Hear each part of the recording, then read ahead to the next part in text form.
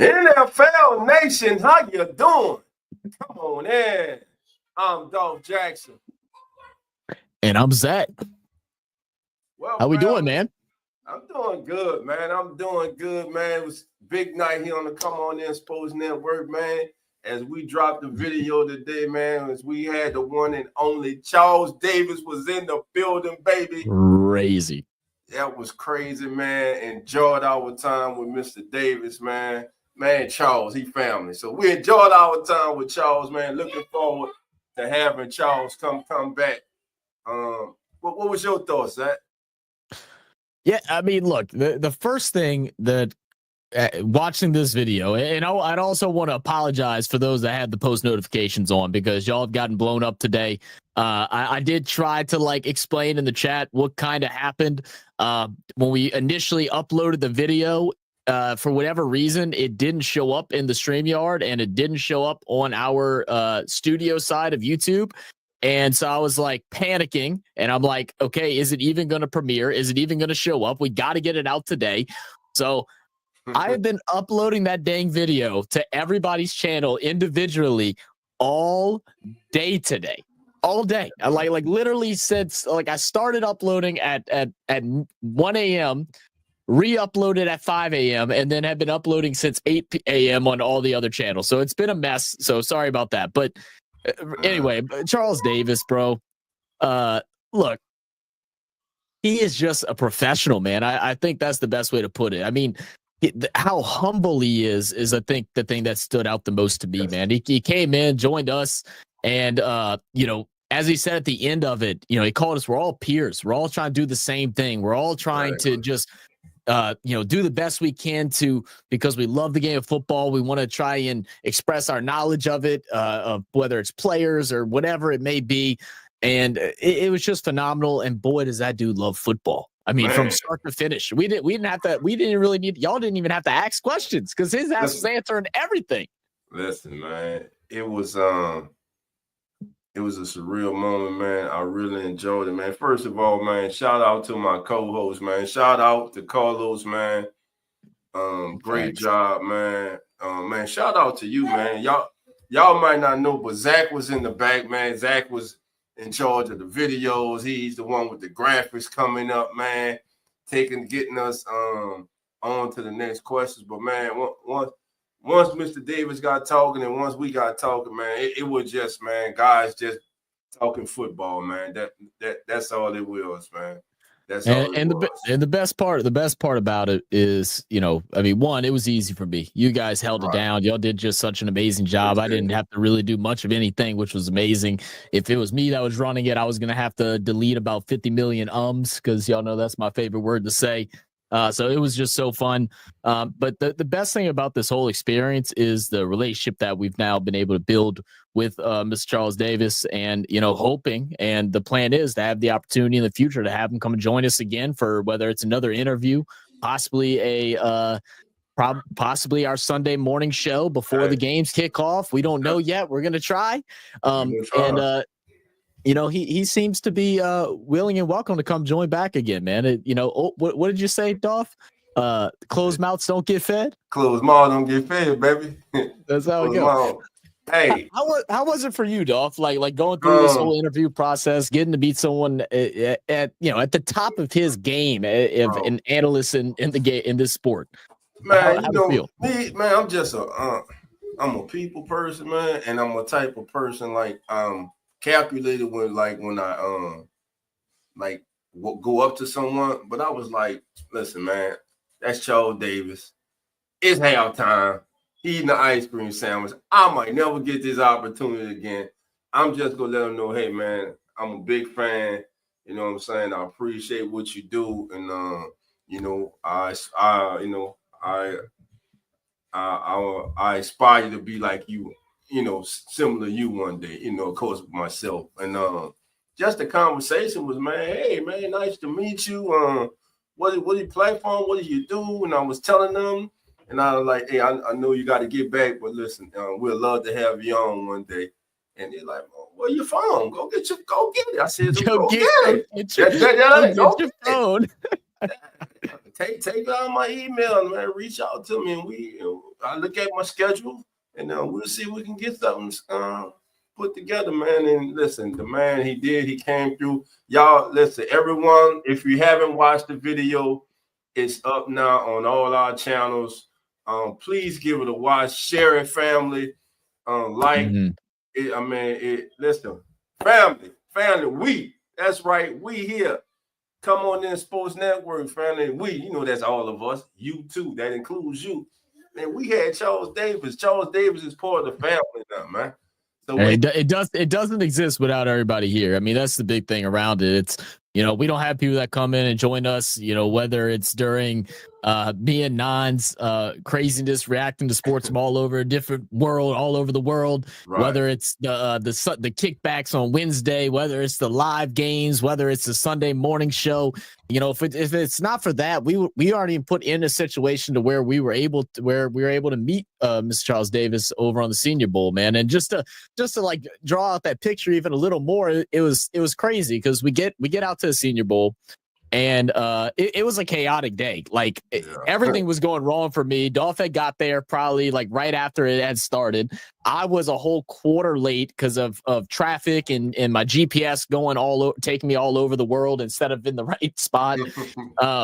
Finally get there. Me and Dolph are dressed up, suit and tie. Like we're trying to be as professional as can be. Yeah, and looking fresh to death. And we're inside the media room. So what ends up happening is when you get the media access, you can go up into the media room. This is the same area where you'll have coaches, GMs, other media teams. You'll also have closed rooms where you'll have your announcers for the games. They'll be locked up in like a in-sealed room where that you can't hear all the background sound. And we're all just watching. We're taking notes. So we're surrounded by a bunch of other amazing content creators, one of which I'll be joining on Saturday for day 3 of the NFL draft, Big Blue in the Bronx. We're talking with them, hanging out. And we're getting ready to pack up and head back downstairs for the second half. And Dolph comes running over, like I said in the video, smiling. And I'm like, dude, what's going on? He's like, man, I just met Charles Davis. He's like, dude, he wants to exchange emails and he wants to possibly join us for a show. And it's just like, how are we here? It's like, it's unreal, man. It's unreal. It was and listen, man, it was education, but it was also, like I said, man, it was just guys talking football, man. And like you said, man, we all are peers and we all give our opinions. Charles Davis gives his opinion. Mel Kiper, Daniel Jeremiah, whoever you can name, they all give their opinion.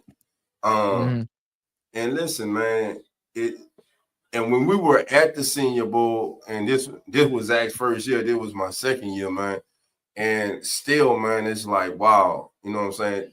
To see everyone that you actually see on TV, and these are people I sit down, I listen to, I watch their podcasts, or I watch them on CBS Sports, Fox, ESPN, wherever it may be. And they are, hey, how you doing? Everybody speaks, man. Listen, they're amongst you, and it ain't nothing. And and I'll tell you, at least none of the people that we met, nobody tries to like big dog you, like they're too good to speak with you. And I think that's like another really cool thing about the sport. And I think it's a very big understanding that it's like, what, doesn't matter what level of the career that you're in, you're all doing the same thing. And I think that puts, I think that was like a really special thing for Charles. It was definitely something that I took away from listening to y'all's conversation and how all that stuff went, just knowing that, okay, we have a purpose here. We have a purpose of what we're doing. And to be honest, it's just motivated us to do a lot more. And I'm telling y'all, next year come the Senior Bowl, next year come the NFL draft, we're going to have a lot more stuff coming out, a lot more in detailed stuff. And I'm just extremely excited for it. But yeah, let's pull up this mock draft. You want me to share it, Dolph? I can. I got it.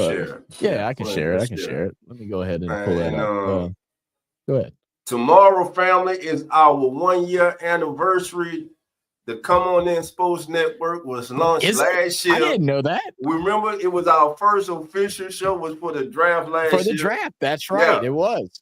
And matter of fact, I was in New York City I mean, That's right. I forgot you were in New York. That's right. Yeah, so man, so our 1 year anniversary is tomorrow too, man. Year 2, come on in. Shout out wifey, man. That's right. Covering the NFL draft, family. Again, for those who don't know, we will be live tomorrow night at 6:30 p.m. Wall-to-wall coverage of the NFL draft, the first round. Lawrence will be in the building. Jeremy, Coach, Zach's in the building. I'm in the building. I see Jack Cowboy is going to be in the building, man. Who I'm forgetting? PJ, Carlos, TJ. Jay Hitch may jump in. Yeah, look, we're gonna it's gonna be a full show. It's gonna be a full show, a lot of chaos, a lot of fun. Yeah, Jack, shout out to Jack. Can't forget about Jack. Jack, future member. I'm just saying. Jack will be joining us too, man. So we're gonna have a fun night, man. And I know Lawrence has been working his butt off too to get some special things for whenever and Dolph and Nine and all them. For whenever players get picked up, trying to make it a little more professional each year, giving y'all a better experience instead of just all of our talking heads just sitting on the screen. We're hoping to bring y'all a couple different things for these different players. It's going to be an exciting draft. And I feel like nobody knows where things are going to go this year. I feel like outside of the number 1 pick, everything else is like almost a complete mystery right now. I mean, you go look at all the different mock drafts that I've seen, whether it's from your professional guys, whether it's your other guys that are that do YouTube and do different things like that, work for different networks. Everybody's is a good bit different. Like there's your top 3 guys, but even the 2 and the 3rd, we're not quite sure where those guys are going to go. And then after that, it's a guess. It's a complete guess. There's a lot of interesting talent this year. And it's even going to be a great day 2 and day 3, which we are planning on covering day 2 as well. Yes. Day 3 is undecided yet, but we're definitely ready for it. And I do see we did have somebody come join in. So let's go ahead and hardest working man in YouTube is back, baby. My brother is back. Hoodie. What's up, Hoodie? What up, y'all? Not much. Appreciate you jumping on with us, man. No problem. I just literally got home like 30 minutes ago. Man. Hey, working hard. Sell any cars today or what? Oh, working man. Yeah, sold one. I almost sold 2, but the other one chicken out. Oh. They'll be back, Hoodie. They'll be back. So, man, I know Hoodie. Yeah, I know Hoodie was doing some coverage yesterday, going with Logan. Looking at another mock draft. Yeah, big shout out to Logan. What's your thoughts going into tomorrow, man? Are you excited or what? I don't know if I'm excited or not, just to be honest with you, because of all the negativity going on right now. About the Saints maybe just taking an offensive line or a D lineman now. It's kind of broken my heart. I ain't gonna lie to you. man, you came in with energy. You wasn't talking about that, man. Hoodie's getting depressed right now. You just dropped it, baby. Yeah, well, it was a depressing, answer. You know what I'm saying? Until I feel, tomorrow I'm gonna just go in there and just not go in there with any, I'm not gonna go in there thinking we're gonna get what we want, because every year they don't. So we might as well just go in there. I feel like this is the most depressed I've ever experienced with you when talking about the Saints. You know, Hoodie, I'm actually gonna do this. I'm actually doing this. I'm kicking Hoodie out. I'm gonna give Hoodie 30 seconds, and while we get Lawrence in here to just refresh, get his mind right, okay, and also try and fix that white noise if you can, Hoodie. I don't know if you got some headphones or something like that. You could throw on real quick. But what up, Lawrence? How we doing, man? Welcome in, everybody. NFL Draft Eve, exciting time. Yes, exciting time to be with the family. Yes, sir. Always exciting. Sir. Always exciting. And we got Charles Davis final mock draft, baby. That's right. Our brother Charles Davis dropped his final mock draft, baby. And he told you, you got to watch the video. He told you that he would be dropping it today. So, again, for everyone who has it, man, please check out the video, man. Again, I want to shout out Zach, everybody, because this brother worked his ass off, man. He worked hard. and editing this video, man, and he did a great job. The I appreciate videos that. he added, the graphics, everything, man. So my brother, and I'm gonna give you flowers, my brother. You did a hell of a job, man. And I that's appreciate that. that's what Always, we man. do over here, man. We got each other back, man. When we say family, that's how we is, man. You know, me and Nam might get into it every now and then, but that's my brother. Look, hey, look, I don't care. That's what brothers do, Dolph. Brothers get into it. That's what they do. That's it. That's it. Like, man. I don't care what Nan says about you. I still think you're a good guy, Dolph. But yeah, man, you know, enough of the lovey-dovey stuff. It's awesome. It's awesome. That's why come on in Sports Network to the moon, man. We all work with each other for each other. That's just how we do things, man. There's no greed. But yeah, let's take a look at this mock draft. And Hoodie, you are back on here now. But are we feeling better, Hood? It's been a long day without you, my friend. All right.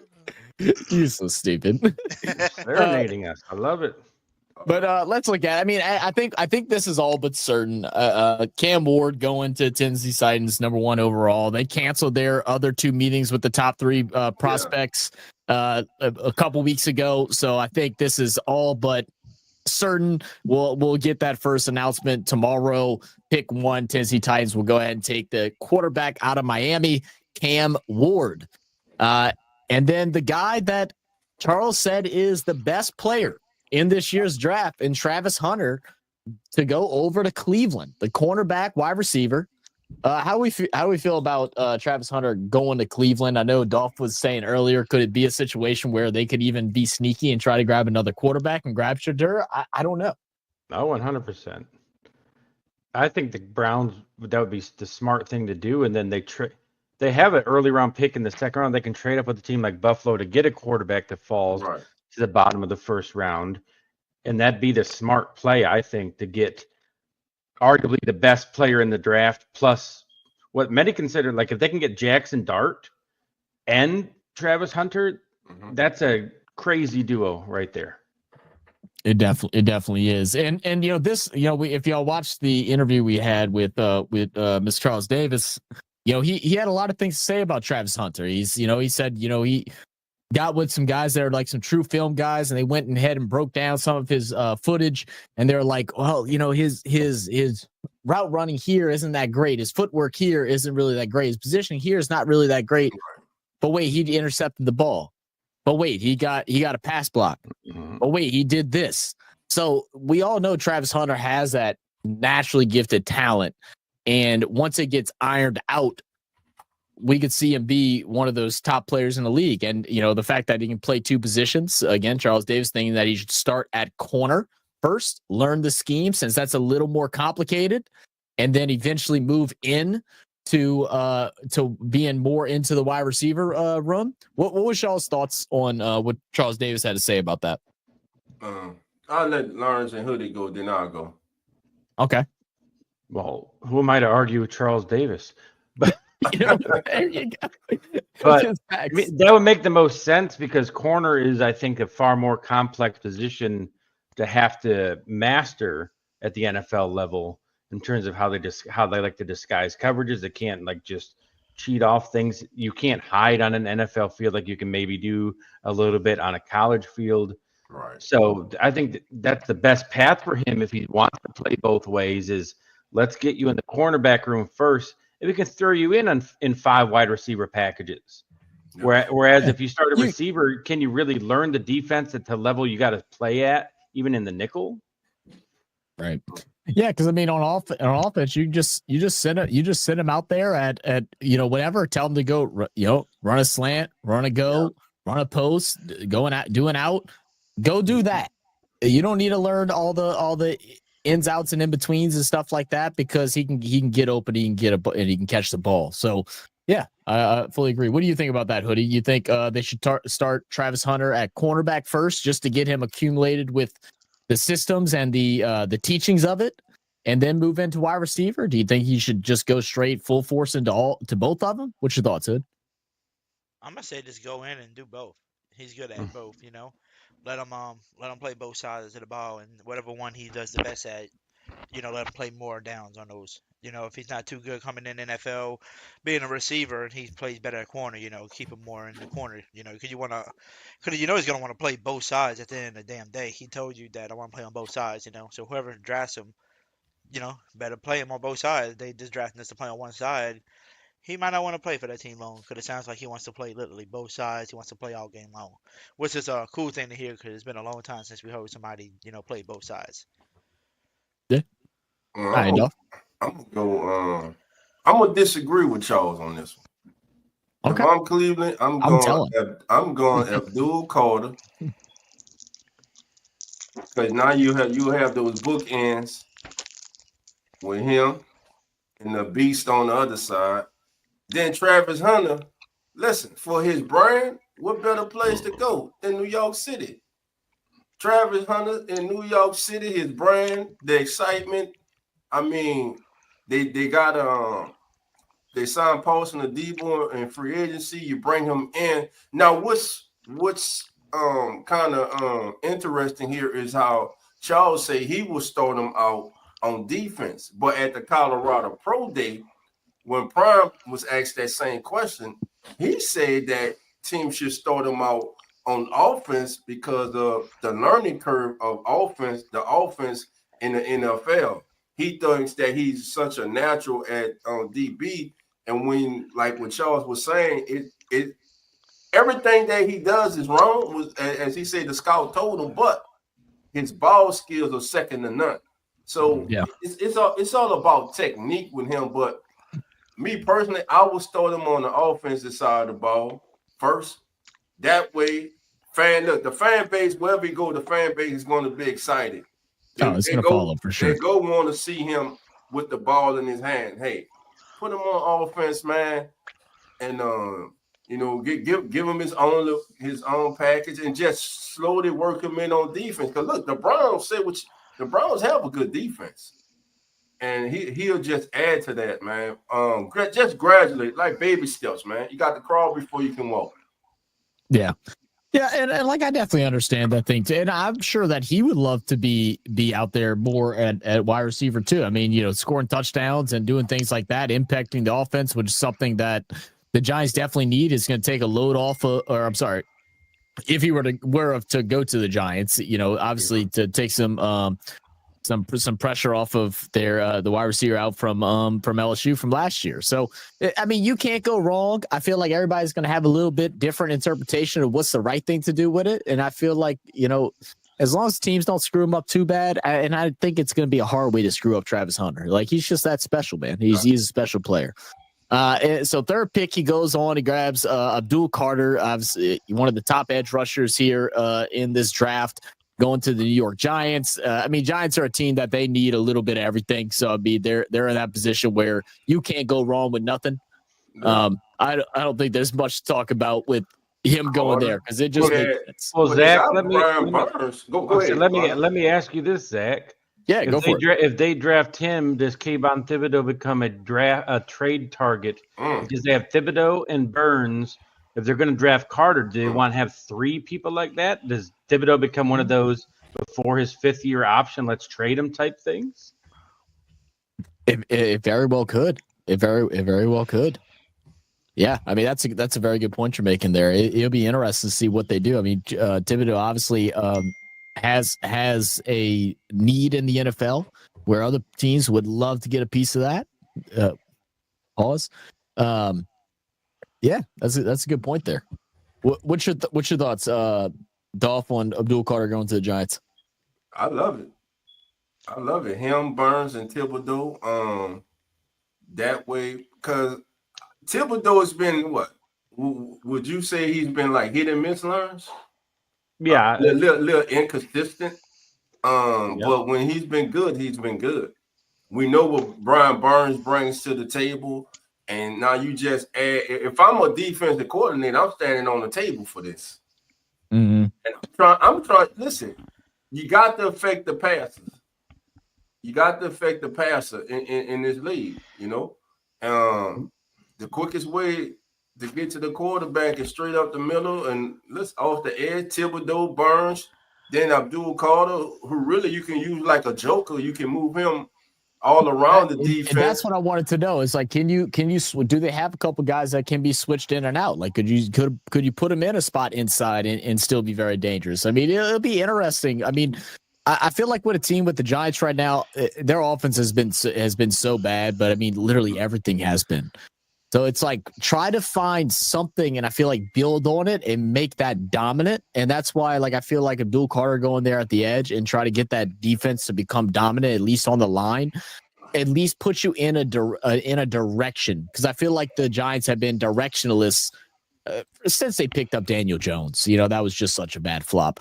And then I do see Brisky, who's a Lions fan. He said Jamo might be traded for Thibodeau tomorrow, FYI. So that's in the air, apparently. Jameson Williams, which that would be interesting. Whoa. That'd be a really good trade for both teams. Jameson Williams for Thibodeau. That could be interesting. So yeah, I mean, I know I don't know Jameson Williams, but he does work with our buddy Brad over at their training facility during the offseason and stuff like that. If you've ever seen the highlights of him recovering from his ACL surgery back before he was drafted, the person that was working with him, that's my brother Brad, and he loves him. That kid is talented. He's elite. So that could be interesting. That's an interesting trade for sure. For Thibodeau. Apparently, he's been looking on fire during recently. Like apparently, people are saying that he's looking the best that he's looked, since college before that injury. That he is looking unreal. We saw him really get unleashed in the last like half of the season. Still kind of recovering back from that couple of injuries he's had, and he looked dangerous. So, and he's a guy that makes big time plays. He's fast. His hands were the thing that people were worried about, but he didn't drop that many passes in the second half of the season. So, definitely interesting. So let me ask you this: Hoodie and Lions, can the Lions afford to get rid of Jameson Williams? It depends. Like, do they want to pay him what he's going to probably get, because he's coming up on is already his third year in the NFL. Like that fifth year option's coming up fast. Are they going to pay him after just paying Amon-Ra what they paid him?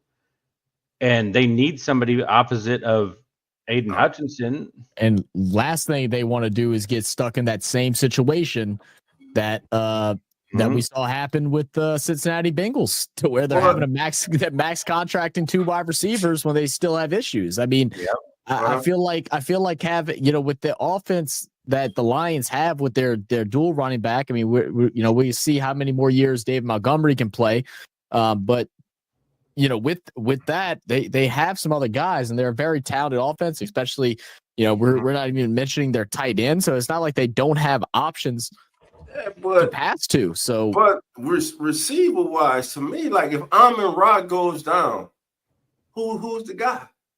Receiver wise, who you got? I don't know. Well, they got a late pick this year, so maybe they can go and grab a guy like we'll get a Emeka Ibuka or something like that. Yeah, at the end, and go out and get a good wide receiver later. I mean, they could even wait to the second. Yeah, what's your thoughts on that, Hood? Oh, we lost Hood. He done got ghosted us.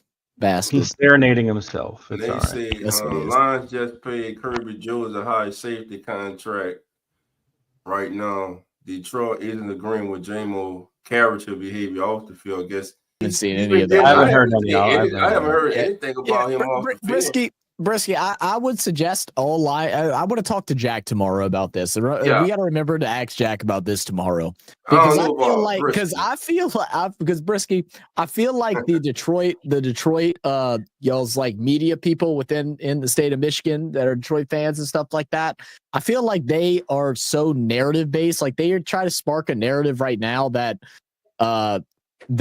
teams don't like the way that the Detroit Pistons play right now. And that like nobody in the NBA likes him and fans don't like him. And I'm like, that's just not true. I've never heard one negative thing about the Detroit Pistons. One, they're not good enough yet to where people are going to be saying negative things about them. And two, this isn't the Detroit Pistons of the 80s, 70s, 80s, 90s. This ain't them. no one's worried. Yeah, you might need to double check some of the resources. As a Knicks fan, I'm not happy with Detroit Pistons. Yeah. Well, I mean, Dale Steele was trying to turn back the hands of time. y'all should have lost game one. The Knicks should be down 2-0. That's 100%. I didn't watch the game the other day. What's the series right now? It's 1-1. It's 1-1. They should have lost the first game. They definitely should have. 100%. But 100%. let's keep it pushing, guys. We'll go into the Patriots, and this is someone that's moved up on the board for Charles Davis. He has Will Campbell now going 4th to the New England Patriots. Previously, he had him going to the Saints at 9.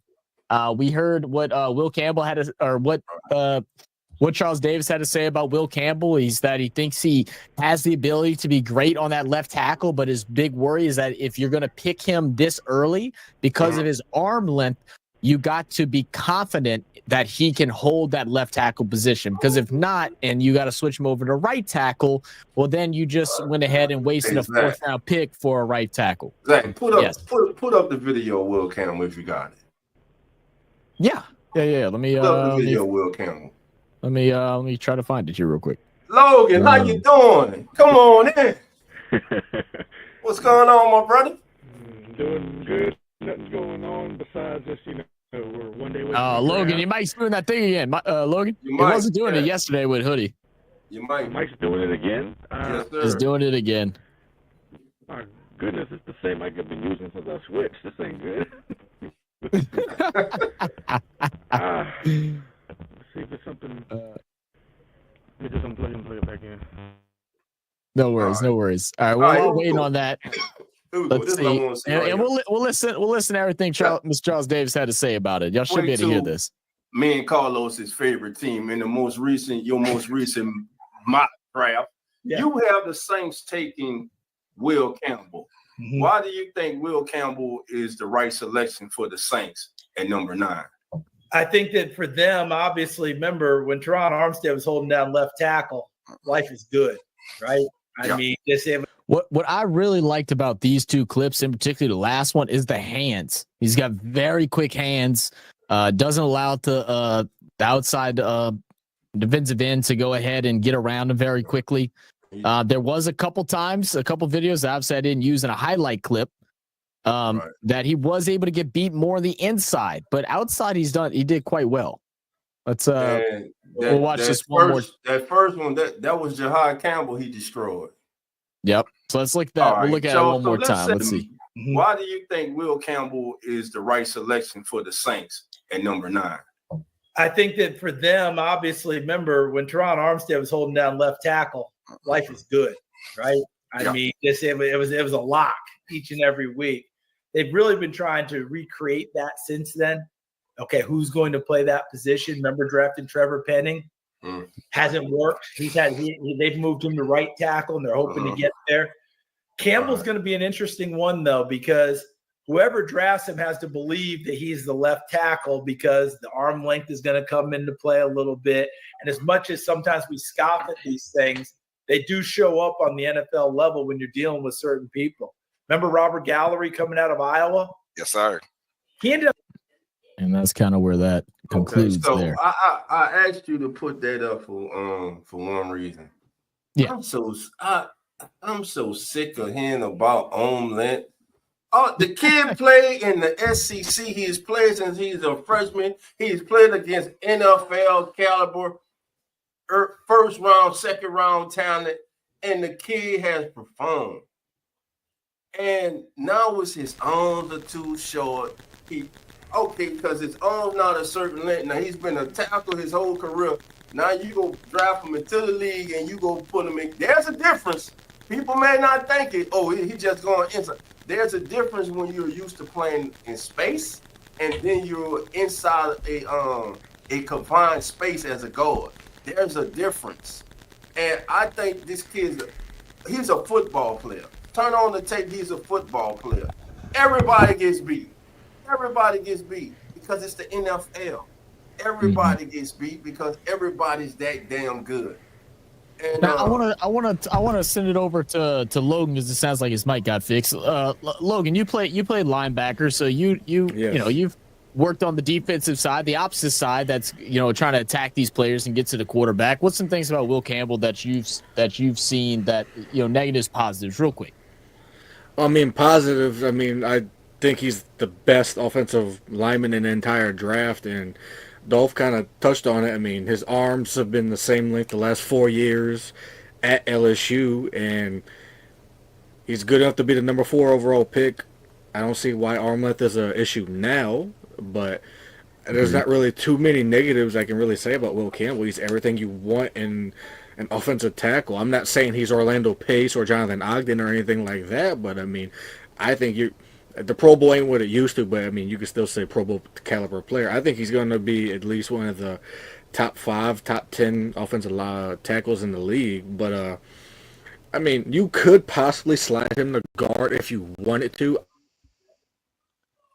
Abel really wants to do that, but I think Will Campbell's going to do very well for the New England Patriots, should that be the pick. So arm length, that's just absolutely insane, because, I mean, going up against these big behemoths of offensive linemen that I've gone up against throughout my life, because I'm only 5'8", but arm length has never looked like a negative to any of these offensive linemen that I went up against personally, but I mean, I just think that's a lazy take for some of these experts out there. I think Will Campbell's going to be just fine.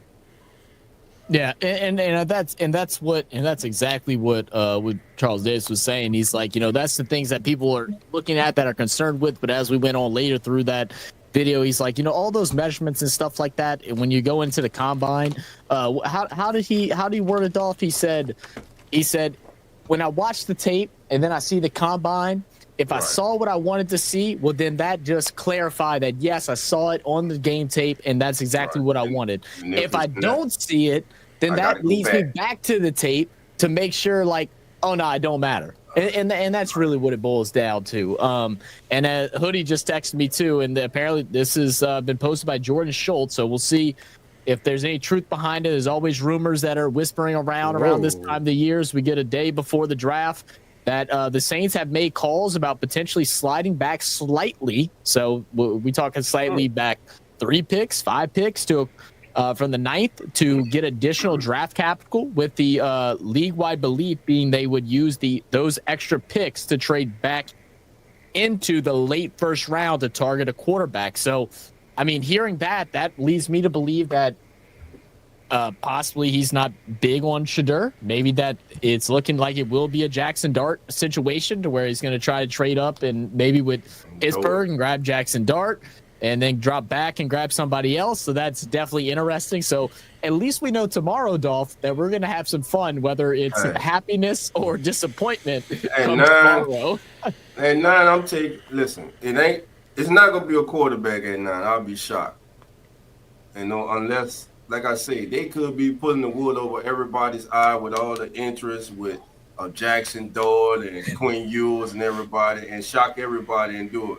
But really at 9, if you're not in love with the quarterbacks, you can like them. But if you're not in love with them, don't grab the best player available. I'll agree with that. You need somebody who can come in and be a game changer. Listen, the Saints have to hit. They have to hit on these first 4 draft picks. You do. I mean, the thing is, if you're in love, they got to hit. If you're in love with a quarterback at 9, then you go grab. But like you said, if you're not in love, well, I mean, you grab a quarterback at 9. That means that you're hoping that that's your franchise. So, it's a lot of risk, man. It's gonna be interesting. But Ro had to troll you a little bit, Dolph. It's been a while since I heard a Traquan Smith comment coming at Dolph. He said, who don't have problems with Arlen Traquan season. Right, my cousin, man, the best blocking wide receiver in the history of the National Football League. So on the topic of arm length, quick. Yeah, go ahead. We all know who Dante Scarnecchia is, one of the better offensive line coaches in the last couple decades. He says that he doesn't think short arm are a problem. It becomes problematic when you can't do things to overcome that limitation. So he admits it's limitation, and it's up to the short arm offensive lineman to be able to take the coaching to not make it be an issue. But it is something like even the best in the NFL, it matters to them at a particular level. So it's not just a throwaway number. Like NFL guys do pay attention to that, and it is important to them. What is a short arm? That's what. It's generally 34 inches on average. Is what you want. Is what you want. So Campbell's 33 and 9/8. So he. But I just wanted to be out there like that. No, one of the best guys. It's not just something we just throw away.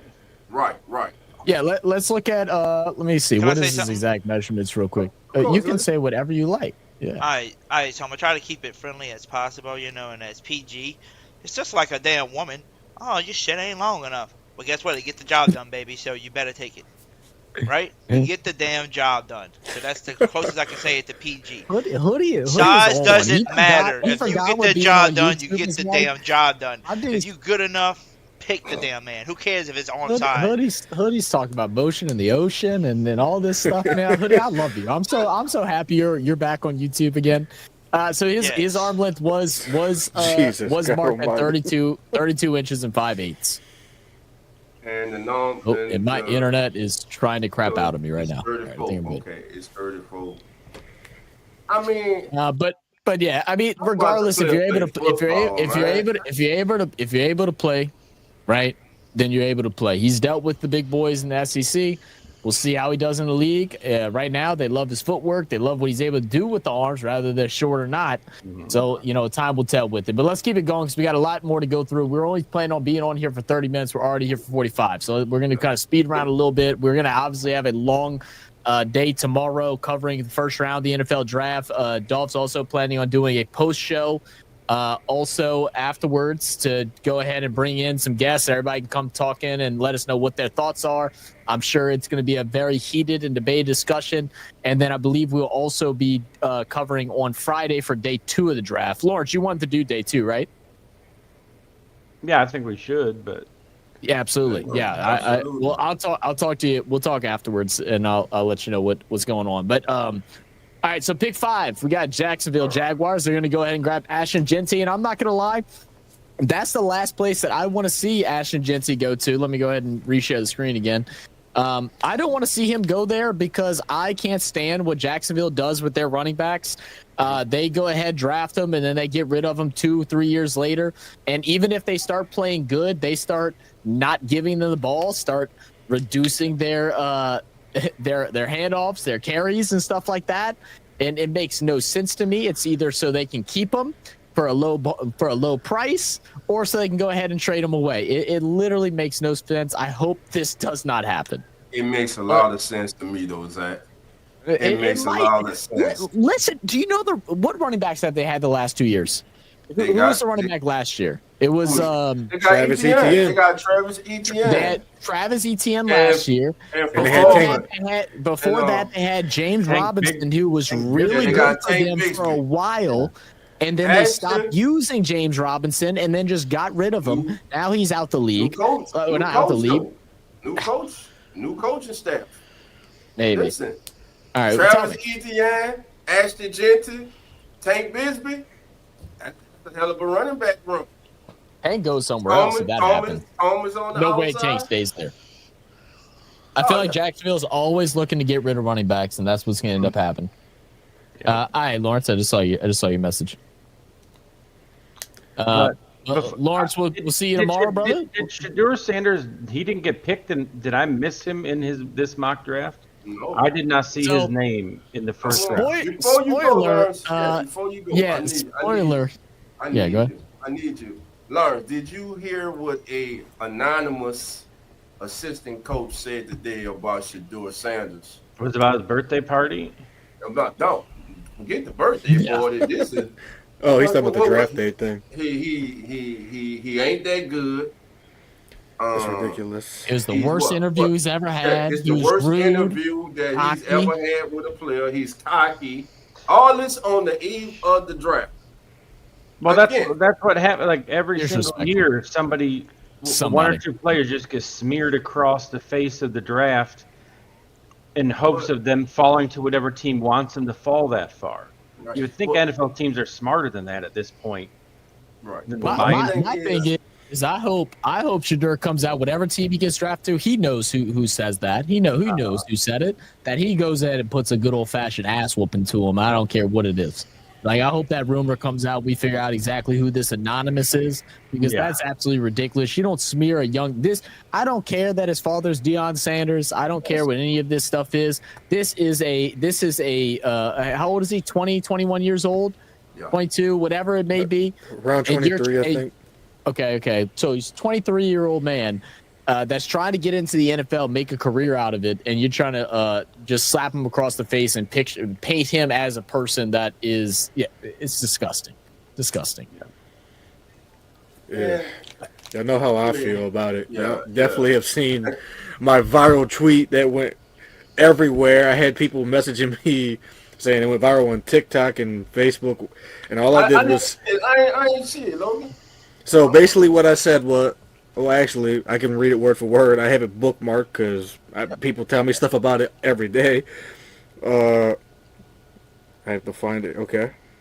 I said, people will get on this app and say Shedeur is overhyped because his dad is Deion Sanders, but will cheer and praise Arch Manning because of his last name.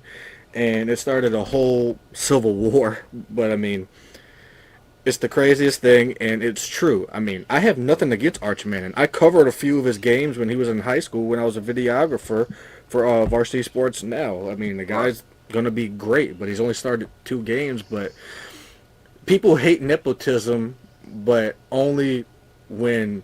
But they also are in favor of it when it's for...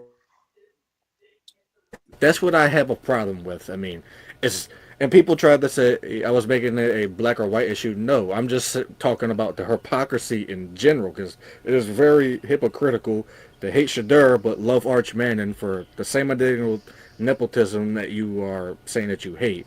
So I really hope Shedeur kills it in the league. I think he's going to.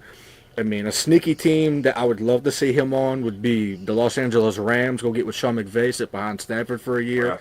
That would be beautiful, even though history shows that Saints fans should hate the Rams, but I mean, Shedeur going with Sean McVay would be beautiful, and I think people are going to be eating their words very, very soon, and I cannot wait. Yeah, and this is what Brissy says, that I heard multiple GMs that think Shedeur is not a first-round pick, and he's a second or third round graded. That's what I heard. I think Sanders has the highest ceiling, though. Yeah, and like there are all those rumors around, and that's what people. That's the thing with the draft. You got to kind of like read in between the lines, because definitely certain things that are said about certain people to try and make them appear a certain way so they can drop to them. So there is like some mental warfare that goes on and stuff. I mean, if you watch Shedeur play, everybody knows what his weaknesses are. Right, his weaknesses is arm strength, which we've seen a lot of. Which People act like he got a weak arm. No, that's what I'm saying, Dolph. Charles said this during our interview. He said they talk about his arm strength, but he's 4 times better arm strength than what other people that are in the league. He's just not your Josh Allens, your Ben Roethlisbergers that can just chuck it 75 yards down the field. He's still accurate. He can get out the pocket at moments. They're criticizing him now because of him not being a runner, and I feel like the only reason why that's a criticism is a black and white thing. It's a black and white thing. And who his dad is. Yep. Yeah. It's a whole mess. But at the end of the season, at the end of the college football season, Shedeur Sanders was the consensus #1 pick in the draft, quarterback-wise. He was the #1 quarterback. Get to Indianapolis. He does not work out. This is where all this started. He did not work out in Indianapolis. You had a anonymous GM saying, what? Oh, he didn't care about what we thought about him. Why should he? And you know what's funny? Brissy just said, bro, New York Giants GM son posted a video of Jackson Dar's IG story, and I wonder if maybe that's someone that's associated with it. And if that's the case, we all watched Hard Knocks last year, so we all know how they handle business. So Brissy's got all the connections. Yeah, I know. Brissy on top of his shit, man. Look at Brissy doing his thing. But nevertheless, I think Shedeur is going to be just fine. He's not polished, man. But what quarterback coming out of college is 100% polished? I mean, Ain't no it's quarterback in there's this only draft there. polished. The only one No, that was Andrew Luck, and I think that was just generational. Yeah. Yeah, exactly. So Let's keep it moving, Zach. let's keep moving. We'll go. So Peace out, Raiders are everybody. going to go ahead.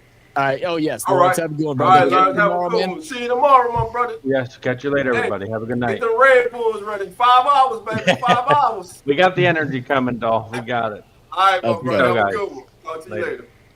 So for the 6th pick, he's going to go Jalen Walker, edge rusher for the Raiders. That's it. That's quite interesting one to me, just because of the re-signing of Crosby. They went ahead and picked up. I'm forgetting his name now. The opposite end.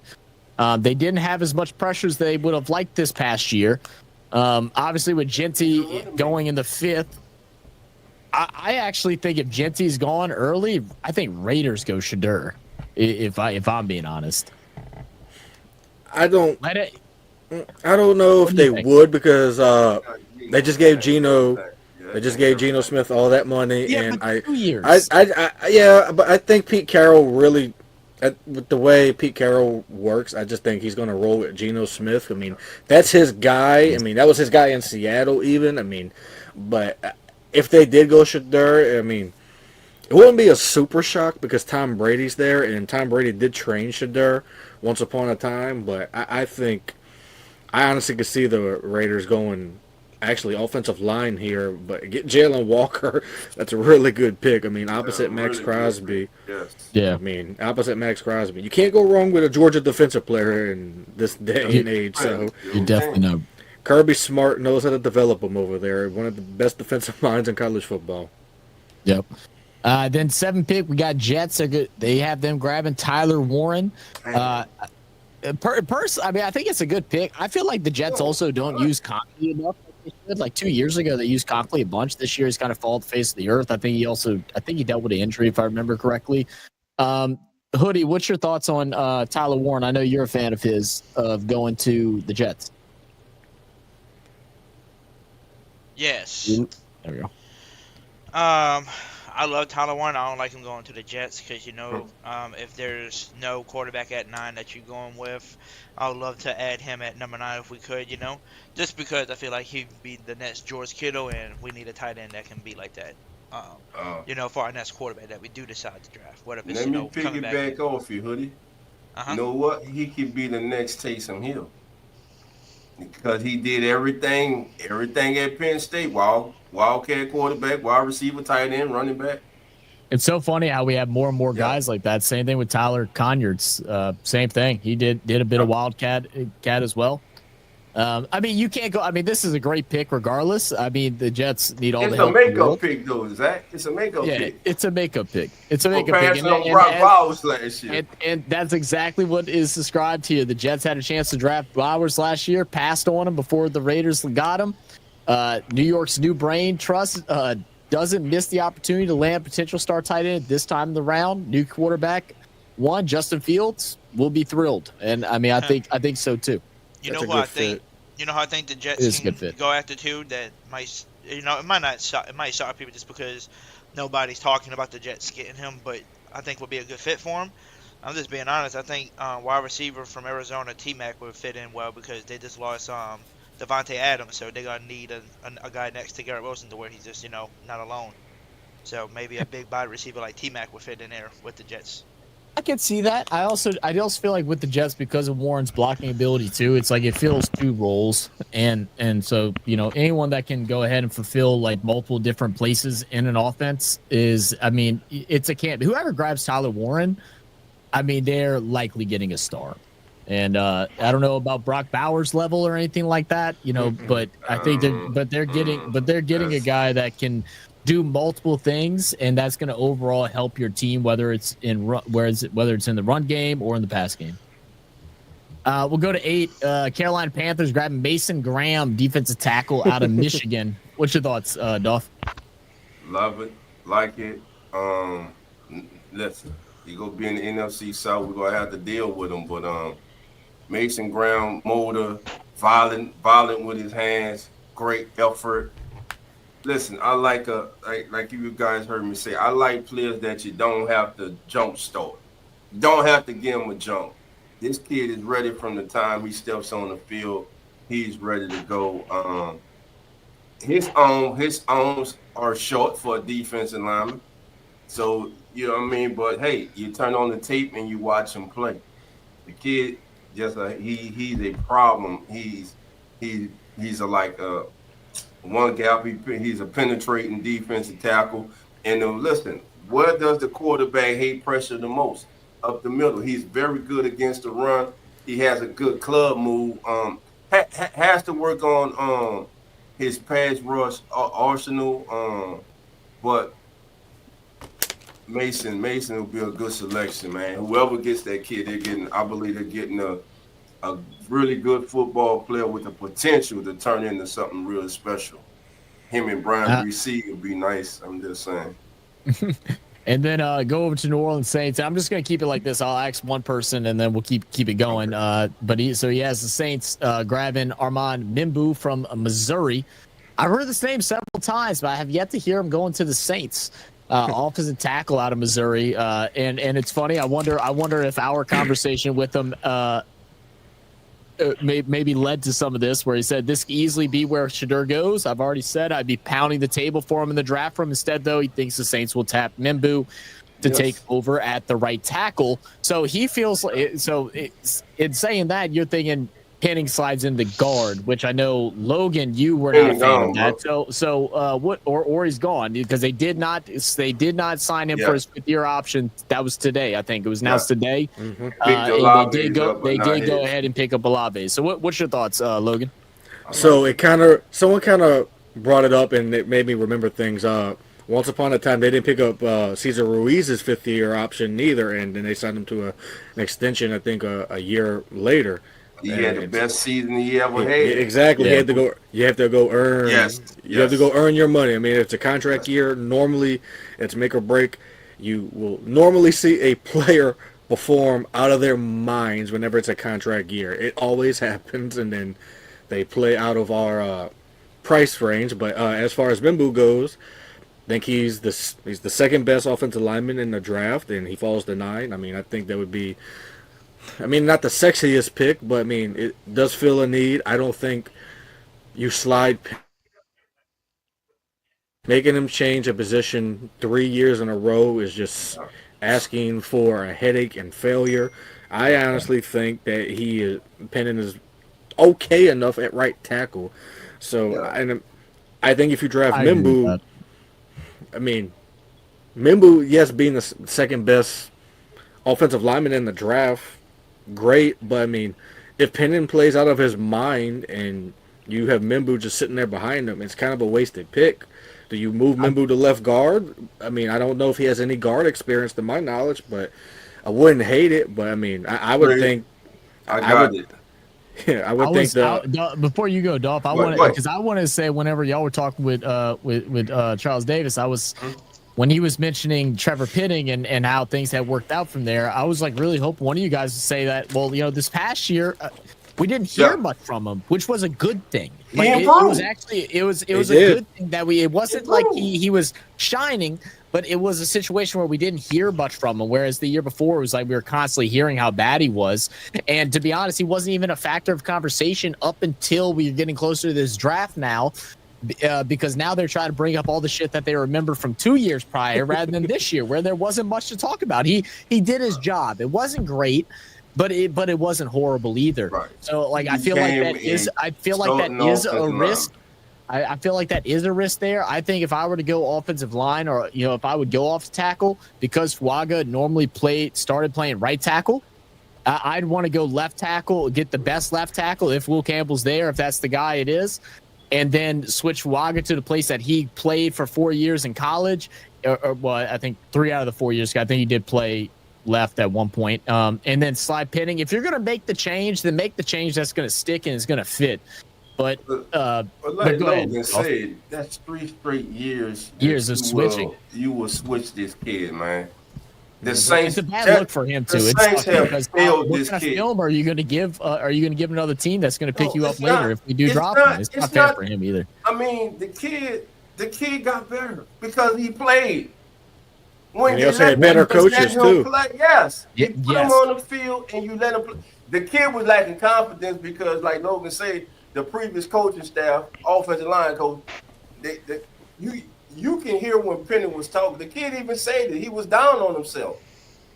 Yeah. Now, as a And I coach, would be too. Yeah. Listen, as a coach, you are to put the player in position to be successful. You play to a player's strengths. But And to be fair, that's what we've been lacking with the New Orleans Saints for quite some Right. time. Too many players been put in positions not to be successful, and that not only kills confidence of the players, that kills that kills the money that they can come in, that kills the team. It does all that stuff. You're supposed to be that guiding light to help show, especially with these young kids, that they can go out there and they can be great, somewhere, somehow. You got to believe in them. You got to put them in the right place to succeed. We haven't done that the last couple of years. Hopefully this will change with Kellen Moore. Let's keep it going. We'll go Chicago Bears. Since they weren't able to get the tight end they love, they're going to go ahead and grab Michael Williams out of Georgia, edge rusher.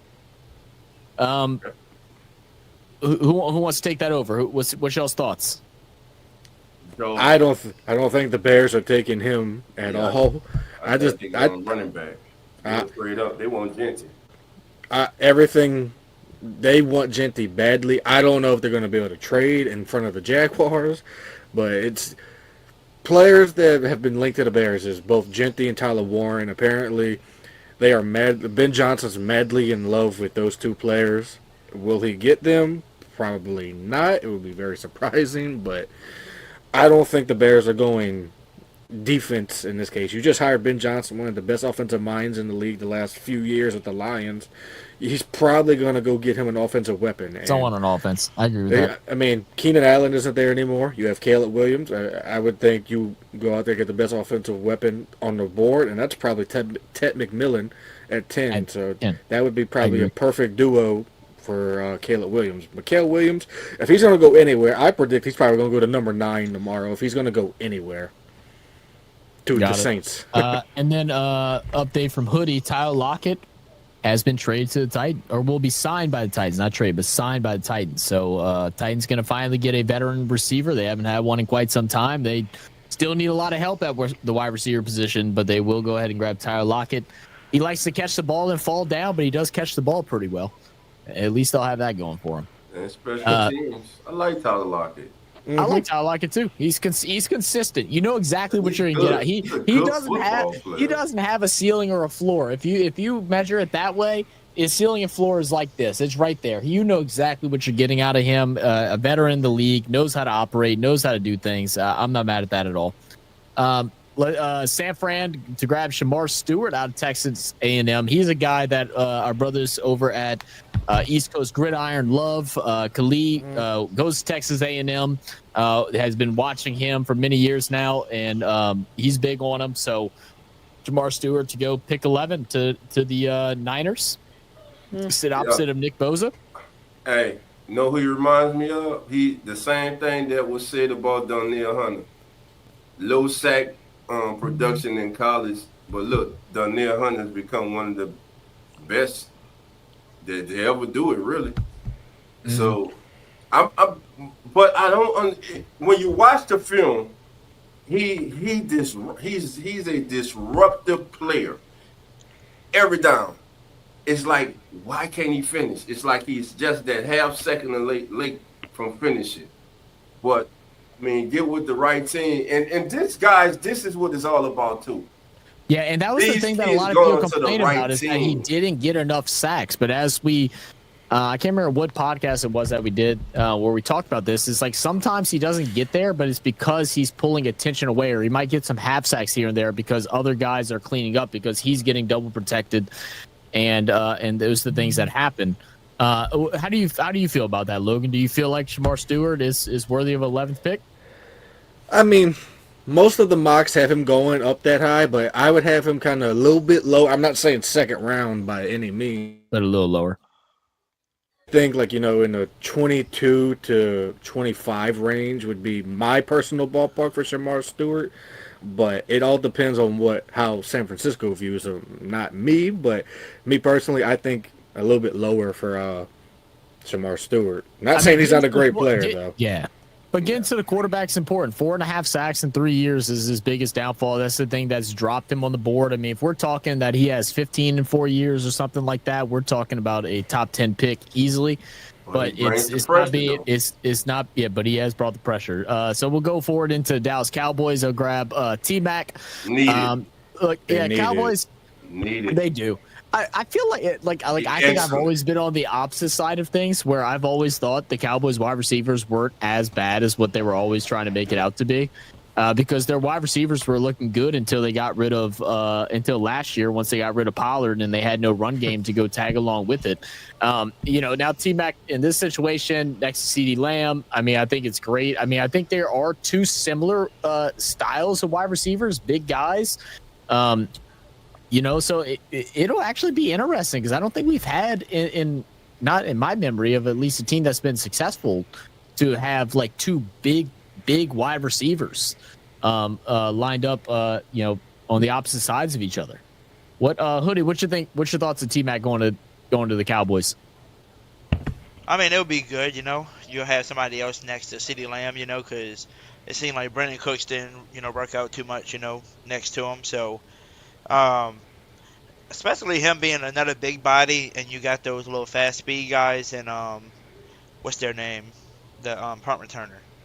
Tolbert? Yeah, so you got Turbert, so I'm saying you'd be fine with him. Oh yeah, Turpin, yeah. Turpin, you're right. Who's Tolbert plays for? Why am I thinking Tolbert? Jalen Tolbert plays for the Cowboys. Yeah, he plays for the Cowboys. Okay, yeah. Yeah, it's Tolbert and Tolpin. It's both of them. Yeah, so Turpin came from Turpin came from the USFL. Really great story. Yes. TCU kid. Mm-hmm. All right, we'll keep it pushing, man. Miami goes ahead and gets a steal at 13, I think. Replace Ramsey. They're going to go ahead and grab Will Johnson. I mean, like he gets down that far. I mean, I think you're sprinting up to the podium. They need it. Well, They're trying to get rid of Ramsey. They're looking to move on. They're moving on from Ramsey. So, yeah. It makes sense. It makes sense because I think one of the experts said Will Johnson's player comparison is Jalen Ramsey. So that's kind of crazy. Yeah. So. They're replacing a old with a new, man. All right. A new model. Indianapolis Colts go and grab Nick Emenwari, who's a guy that skyrocketed up the board. Let's see. I'll go and try to find the footage of his, too. While I'm looking for that, what is y'all's thoughts on Emenwari? I want to go to Dolph here. What is your thoughts on Emenwari pre-combine to post-combine? Looking at him before the I'm not big on the combine, man, on the numbers, and I'm big on what I see with my eyes. The Underwear Olympics, I understand. You want to see how they can run, they jump. We see that. What matters when you're on the football field? The kid, he's a playmaker. Then he's big, about 220, 223. I think he had, like, in his career, about 6 pick six. So he can play. When I look at him, by his size, you automatically think of him being a box safety. But he has the capabilities to also play, in coverage. So I really like him, and he's a physical tackler. What up, Cowboy? How we doing, my brother? Can't wait for tomorrow, man. Let's go ahead and take a look at what Charles Davis had to say about him. For me, make plays in the pass game in front of me, occasionally go in the slot and cover people. Nick Emenwari, I'm going to want to have a plan for him because I want to get him comfortable with things because he blew away the combine so big. I think people started thinking, oh, God, I can do everything with him. Mm-hmm. All right?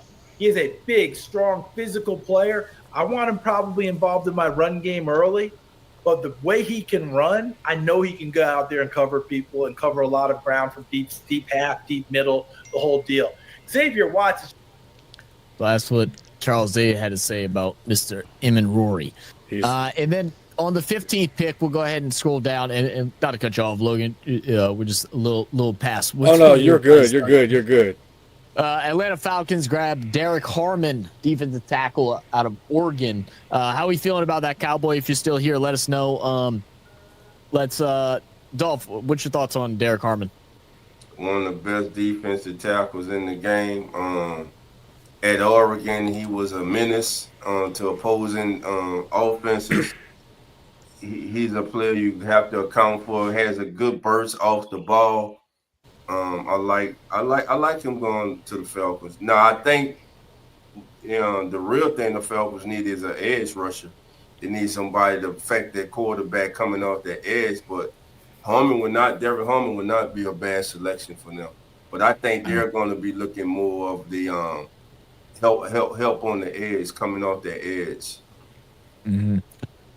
Arizona Cardinals grabbed Jahad Campbell, one of the top linebackers coming out, but my sleeper to the Saints. Have watching some things. You know, some people have some concerns about Jahad Campbell. I'm not one to attest to it because I haven't watched the film, but I know Logan has. So Logan, what's your thoughts on Jahad Campbell? I have said this many times. I think he is one of the best linebacking prospects to come into the draft in the last 20 years. And someone even asked me, even over Luke Kuechly, I said he's up there with Luke Kuechly. That's how good Jahad Campbell is. He has everything you want in a linebacker. He's a run stopper. He can drop back and pass coverage. And I have said it many times.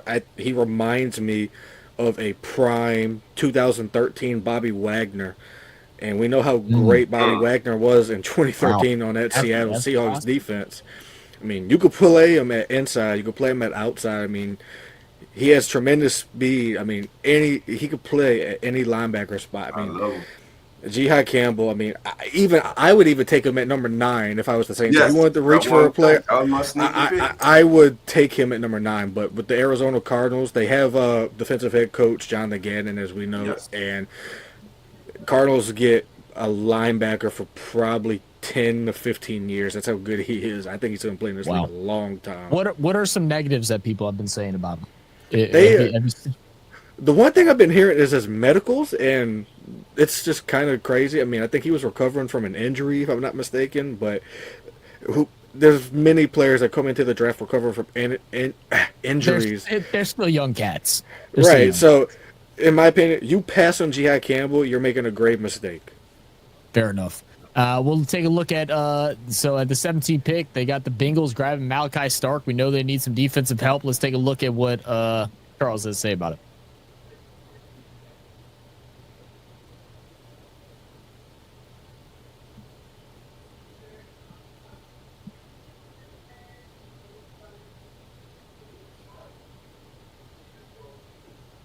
Y'all put it up, Zach. Mika Fitzpatrick. We couldn't think of the name. Zach, the video not up. Oh, the video's not up? Of course I wasn't sharing it. That's definitely on me. Let me go ahead and pull that back. We did miss up on this video, and nobody on the panel could think of Mika Fitzpatrick, which was hilarious. But this is what he had to say. If I'm playing Malachi Starks, if I'm drafting him, I want him to be a lot like, let's see, who's that guy in Pittsburgh? Draw Polamalu. No, currently. This was the funniest part of the interview, by the way. Nobody knew who they were thinking of. No, that's okay. We come back to it. Came out of Alabama. Miami drafted him, the whole deal. But anyway, it's an all-pro, right? But I want Malachi Starks to be a single high, roaming guy, come downhill, make the plays for me, make plays in the pass game in front of me, occasionally go in the slot and cover people. Nicky Manwari. So that's what Charles thought of that. So we'll go straight forward into Seattle. Jahdae Barron, defensive back. Great. And that's low for him. I think he could go earlier than that. Oh yeah. I think so too. We'll keep it rolling, man. Tampa Bay Buccaneers are gonna go ahead and grab Donovan. I hate that. I hate it and love it. I hate it and love it so much because that's one of my biggest sleepers in this draft. I mean, him going to Tampa with Todd Bowles just makes me angry because Todd Bowles knows how to get the best out of all of his defensive players, and I hate that because it's in the same division as us. I mean, Donovan just on film just reminds me so much of Khalil Mack. It's not funny, and he is just going to be a great player. And if he goes to Tampa, I'm going to love it and hate it at the same time, just like with Kalijah Kancey a couple of years ago. Good one. Denver Broncos grabbing the Marion Hampton, which when we did our mock draft, we didn't have Hampton in our first round, but that was definitely a miss. We were kind of rushing near the end. I think this is a great pick. I know some people are thinking that Denver could also go wide receiver here in this position, but we know Sean Payton is not a wide receiver early kind of guy. I think the only time he's ever drafted one early was Michael Thomas. He likes his fifth, sixth, seventh round undrafted wide receivers. He has guys that he feels they can sneak. So let me ask Hoodie, what do you think about Marion Hampton going out over there to be the RB1 for the Broncos? I mean, I think it would be a good running back for him, but I've been hearing a lot of rumors lately, just to be honest with y'all, that the Broncos might try to trade up and get Genty. I heard they really in love with him as well, so we'll see. But I wouldn't mind Hampton, going to them if they can't get their hand on got Genty. a long way to come to jump the Bears. Yeah, I don't know if he's gonna be able to make that happen. He might have to do what's his damn name? Ricky Williams. He might have to do a Ditka trade to get that shit going. The stupidest trade in the history of the NFL draft. Yeah, I was 3 years old when that happened. Every year before the NFL draft, I always see that thing come up, and I'm like, goodness, I was too young to know what that meant, and now that I'm older, it just makes me more and more mad. Pittsburgh Steelers to go and grab Kenneth Grant, defensive tackle. Some people think that it could be quarterback here. Pittsburgh's talked a lot about liking Jalen Milroe. What do y'all think about them grabbing Kenneth Grant? Aaron Rodgers signed today. Oh, they did sign today. Okay, I didn't see that sign. I didn't see that signing. Yeah. Did that happen? Are you sure? I didn't see that. I didn't see that either. That would have been all over my phone. I heard it on. I was listening to Sirius XM NFL. I didn't hear that at all. If that happened. That the Steelers. Yeah, put it up. Look right here. 9 hours ago. Yeah. Finalized major Aaron Rodgers decision regarding the timetable for Aaron Rodgers plotting quarterback moves. So it hasn't been done yet, but they are trying to lock that in. He's wait. All right, let me find a better source than Athlon because I don't know what Athlon is. He was just on Pat McAfee show just a few days ago saying that it's either going to be the Steelers or retirement, and it's going to be on his timeline. So I'm at a point. Okay, here we go. They know. No. Times of India. Why is this getting recommended to me? This is how you know I watch too many sports from around the world, guys. Okay, well, that's interesting. But Dolph, go ahead and talk about Kenneth Grant. Big, physical. Next, he was the guy next to Graham. Bigger, space eater, true nose, 330 pounds. Listen, if you're a team that Kenny Grant fits Pittsburgh, really. When you look at, he's a Steeler. He fits the Steeler mold. Big, nasty, cold weather.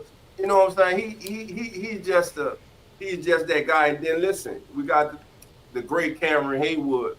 His career is winding down, man. So Kenny Grant could be the heir apparent, get a chance to learn from a veteran, one of the best ever to do it. And then when Cameron steps down, Kenny Grant becomes the man on that defensive front. All the way from Seattle, Washington, baby, the 12th man is checking in.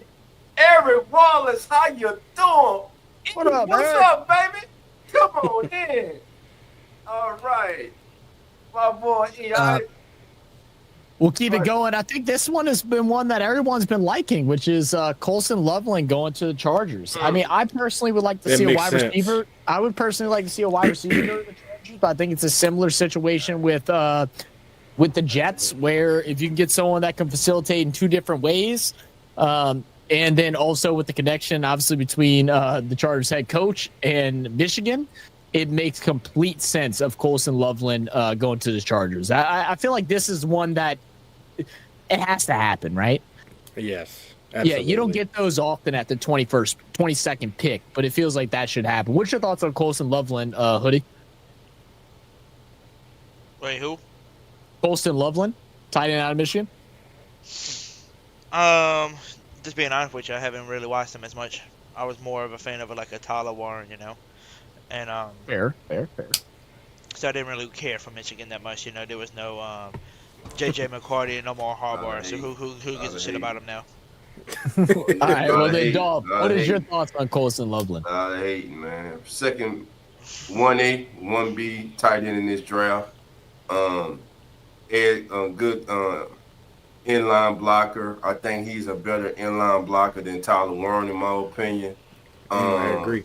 He's a he's an all around tight end, man. The kid's a baller. He ain't afraid of the big moment.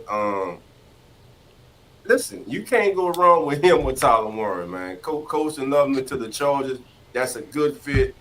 I know everyone's saying receiver. Listen, there are a lot of receivers. You get a receiver in the second round. Yeah, I like the kid Higgins from Iowa State. I really like that's that one kid. of Logan's favorite. I saw you tweeting about him the other day. Yeah, I really like that kid. So you give Justin Herbert a reliable tight end that can threaten the seam, big playability to go with the kid from Georgia, the young what's his name? Help me out, guys.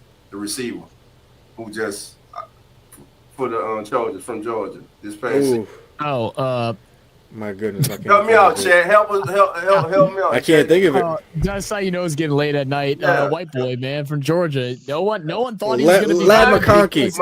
Lad McConkey. Yeah. So he got overshadowed because of Brock, and everybody didn't realize how good he was. He got there. Soon as you said shit, he's actually a good wide receiver. As soon as you said white boy, I'm like, there's not that many of them, so let me think, and then Lad McConkey came to mind. There you go. Let me see.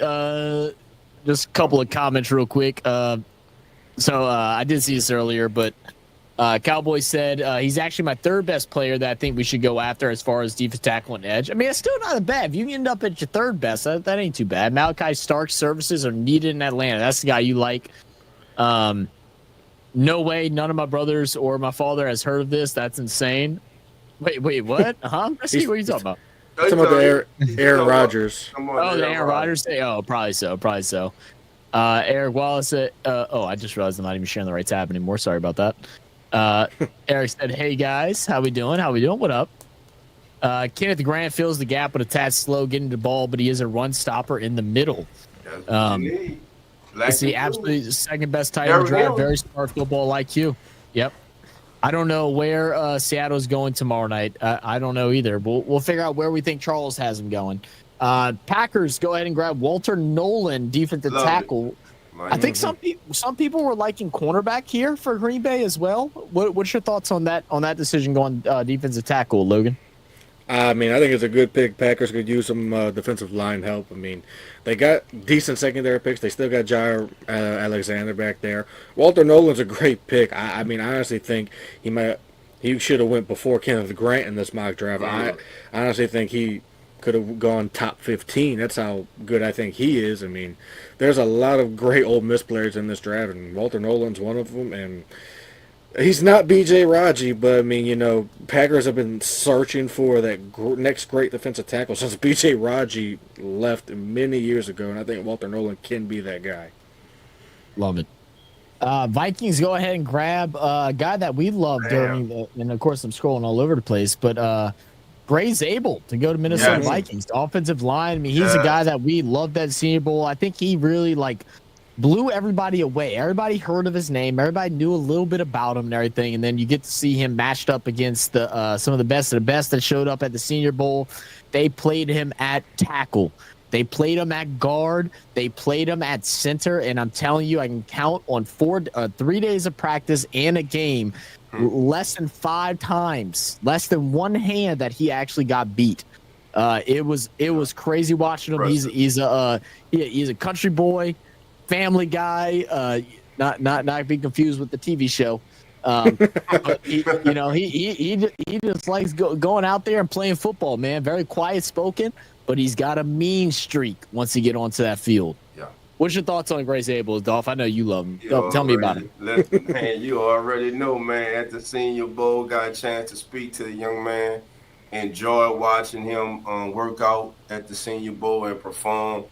Like you say, they played him at center, guard, tackle. Many say that if he was just a center, he would have been a number one center in this draft class this year. To me, he's one of the top guards, offensive lineman in here. A great selection. If this is where the Vikings go tomorrow night, that would be a great selection. Again, it's not the sexy pick, but listen, football would always be won at the line of scrimmage.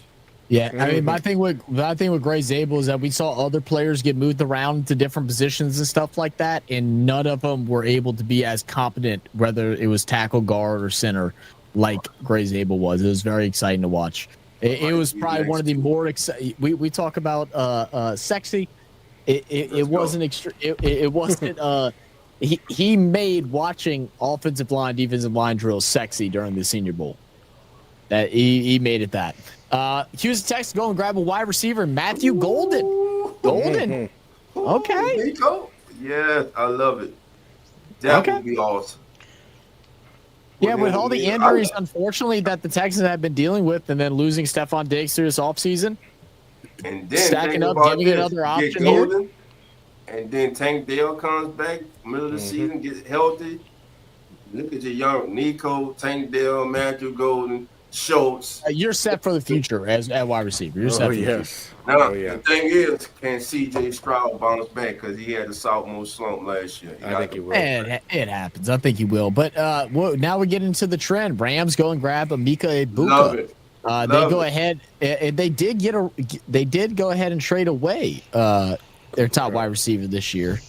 And again, names are slipping me as it's getting to 11 p.m. at night. Cooper Kupp. I've been up for like 24 hours basically today, guys. Yeah. So my bad. So they released Cooper Kupp, but Emeka Egbuka, man, listen, that gun play was look. Y'all know how I feel about it. If you don't know how I feel about Sean McVay, I think the man's a damn football genius. I love Sean McVay. Mm-hmm. That kid gone. Him and Puka, Sean McVay's offense, man, look out. Scary. Looks scary. Real scary. Josh Simmons from Ohio State goes 27 to Baltimore Ravens. They build up that offensive line. That's an Ogden looking player. That fits. That fits. Hoodie, you got any comments on this one? How you feel about Josh Simmons? You know much about him? To be honest with you, no. Look, you're right there with me, Hoodie. I don't study the film like I should. That'll be changing next year. Logan, what's your thoughts on Josh Simmons? I think it's a very smart pick. I mean, Josh Simmons is underrated. You could probably slide him in the guard, but it depends on what John Harbaugh wants to do. What's the one thing that the Ravens should and do each and every year? Continue to build around Lamar Jackson, and even better, protect Lamar Jackson, your two-time MVP quarterback. So them drafting more protection for Lamar Jackson sets them up for success. And they still got Derrick Henry, opens up the holes more for him. And like I said, you protect Lamar Jackson more. That's definitely an A+ in my book. Can't miss. Detroit Lions go and grab Tyler Booker. A lot of people think they're going to go edge rusher here. He's got an offensive guard with Tyler Booker. Tyler Booker is the guy that Charles Davis says is one of those players that he feels like can be out there and have a long career in the NFL. We'll go ahead and let's listen to a little bit of things that Charles Davis had to say about him. A player that can last in the league at least 10 years. I'm thinking Tyler Booker, offensive guard from Alabama. I just think he's built to last. He's not going to blow you away with his combine numbers, right? Some of his numbers people got a little worried about. I remember Orlando Brown Jr. when he went through the combine. I think we're still waiting for him to finish the 40. So that's some guy that he's been high on. What's your thoughts on offensive guard Tyler Booker, Logan? I think he's underrated. I mean, I wouldn't. For me personally, on my personal draft guide, I had him going in round 2. But same, like I said about for the Ravens. I mean, the Lions, you want to continue to build in the trenches. They already got Sewell, but they need a better offensive line around Goff, and you have that run game with Jahmyr Gibbs. You want to open up the hole for him. So more protection for Jared Goff and more gap openings for, Jahmyr Gibbs and David Montgomery. It's smart. Like I said, offensive linemen aren't the sexiest pick to people that don't really watch the game in depth like we do. But I mean, as football players, we know the game is won in the trenches. I mean, if you protect your quarterback and you open up those holes for your running backs, I mean, you can win a football game easily. Absolutely. Watch Commanders grab Kelvin Banks, offensive tackle out of Texas. It's a name I've been seeing slung around there. Definitely like that. Help protect the young quarterback and Jaden Daniels, yes. and help develop this team, man. I think you can't go wrong with it. We'll skip forward. Buffalo Bills getting Maxwell Hairston out of Kentucky, cornerback. What's your thoughts on Maxwell Hairston, Dolph? I ain't watched too much film on him, but the little I have seen of him, he's a confident player. I'll tell you that. He's not afraid of the moment. He's a confident player. Little slight, but very not afraid to come up. I did notice that he's not afraid to come up and run support, and he was good in man coverage this past season. So Buffalo. Yeah, I actually watched a thing by East Coast Gridiron. They went ahead and did a film study of Maxwell Hairston, and they were sitting there watching it. As we were watching it, they were sitting there like, "Oh, were we not giving him enough respect?" That he showed up, played hard on every single play, was always kind of around the ball. It was a guy that they really liked, that later in their draft prospecting, that they found was someone that they may have overlooked. Right. So it'll be interesting. We'll go ahead and bring over to 31 Kansas City Chiefs, Mike Green, the edge rusher from Marshall, and everybody seems to like him. What's y'all's thoughts? That's the pick.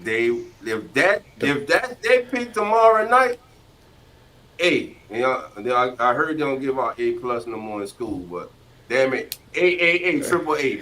If they get Mike Green, it would be like the rich keep getting richer, Dolph. Yes. I mean, the Kansas City Chiefs getting Mike Green, who there's some mocks that had him going as high as like number 8 to even number 9. Yes. I mean, Mike Green. I mean, we seen Mike Green even destroy one of these names linked to the Saints. Josh Connerly at the Senior Bowl practice, just absolutely destroy him. So with him going to Ohio State, Logan, yeah, he went up against Ohio.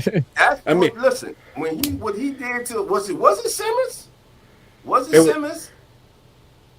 It's possible. I mean, Mike Green is a tremendous athlete. I mean, when's the last time you've ever heard of someone from Marshall, outside of Randy Moss, and Byron Leftwich, excuse me, get drafted this high in the NFL draft? It's been probably a few years. I mean, Mike Green going to the rich keep getting richer. It's the craziest thing, and of course, it's the Kansas City Chiefs, right? Of course. Let me go ahead and Hoodie's got to go ahead and roll out of here. I don't know if he's still here. I see his mic's muted. Hoodie, you want to go ahead and tell everybody where they can find you, all that good stuff? Yeah, we about to get out of here too. All right, it looks like he might have already went to bed. Final pick: Philadelphia Eagles grab tight end Mason Taylor. Mason Taylor slides in. I mean, I think 3 tight ends in the first is definitely crazy. It's definitely a weird draft going that way. I think Mason Taylor, to me, watching him play, he's one of the more consistent tight ends out there. Everything he does is extremely fluid. His dad's a former pro, not just former pro, a former great, and Jason Taylor. Yes. So, I don't know if this is the crazy pick, or I'm sorry, the right pick or whatnot. But with the Goddard injuries that's kind of came up this past year, go and grab a guy like Mason Taylor, maybe try to, I don't know, but I'm also not mad at it. Because everything I've seen out of him has been great. What is your thoughts, Dolph? I love it. Listen, we know Dallas Goddard, he's on the trading block, so they're looking to move on. Like you say, he's been hurt. We know he's good when he's healthy, but you get a young pro in Mason Taylor, like he said here, he's smooth. What we seen him at LSU. You've seen him in the most pressure-packed situation. Who can ever forget the catch? Against Bama. Who can forget that? The kid's big time. I kind of think that I don't think he was featured enough really at LSU. I think there's even more, and I think him going to the Eagles would be a good place for him. And I think as he even if it's not the Eagles, wherever he goes, I hope he goes to the right team, because I think that his ceiling is so high. We haven't even come close to seeing the best of Mason Taylor. I agree. This is a real good tight end class. I'm talking about deep in the draft. The kid Green, from Bowling Green? Harold Fannin from Bowling Green. Yeah. He impressed at the Senior Bowl. Tyler Conyers, the guy from Texas Tech. Was it? I wasn't even thinking. Yeah, Tyler Conyers from Texas Tech, and then also the guy from was it Nebraska? Yeah. The guy from Nebraska was a guy that I also liked. But anyway, guys, look, we're gonna go ahead and roll things out. Let's go ahead. Logan, let us know where everybody can follow you. I know I see your Twitter down there, the Soul Man 57. Make sure y'all go check him out. And where else can we find you, Logan? Well, I think I did. My bad. No, it's fine. But as you heard Zach say, you can find me on Twitter or X. I'm gonna call it Twitter because I'm not lame. But at the Soulman57 on Twitter. I'm also on Instagram. I don't really post much on there, but you can also find me on Facebook. Just search my name. Trying to get Logan to be part to come on in Sports Network. We got keeping it real, but we could use a come on in Saints, man. You know, like if I mean, we don't pay nothing, but you're always welcome to join whenever we do anything, man. We love that. I don't mind hopping on with you guys, being the guest analyst. I welcome it. I always appreciate y'all inviting me now. It's the craziest thing. I've been on more shows now than I ever was when I was working at the television station 2 years ago. So that's kind of how it works. And just to remind everybody, tomorrow night, watch party, round one. We're going to have every pick. Logan, hey, feel free to jump in tomorrow night, man. Every pick, we going from 1 to 32. And I'm going to do a post-game reaction show to round one. I want everybody to come in, let me know your thoughts about your favorite team. You know, hey, do you like what your team did last night? It's just one round. You're going to have a lot of fan bases tomorrow that are going to be sky high. You're going to have a lot that's going to be real good. Forgetting that there are actually 6 more rounds in the draft. I don't know why Dolph's mic all of a sudden sound like he's talking from another room. It does. But now you're good. You sat back for a second. Yeah, we could hear you. It was just low. But yeah, like Dolph said, we'll be back live tomorrow. So Logan, appreciate you, Hoodie. Thank you. Y'all know where to find Hoodie, man. He's the OG, bro. Shout out Hoodie Juby. Shout out Logan. Thank y'all for being part of today's live stream, and we'll catch y'all next time, guys. Much love to y'all. And we'll can't wait to see y'all tomorrow for the live stream during day one, 6:30 p.m. U.S. Central Time, round one of the NFL draft. And we will also be live for round two day two, round 2 and 3 on Friday. So make sure y'all come and tune in. And also, again, finally, big shout out to Mr. Charles Davis for joining us. I mean,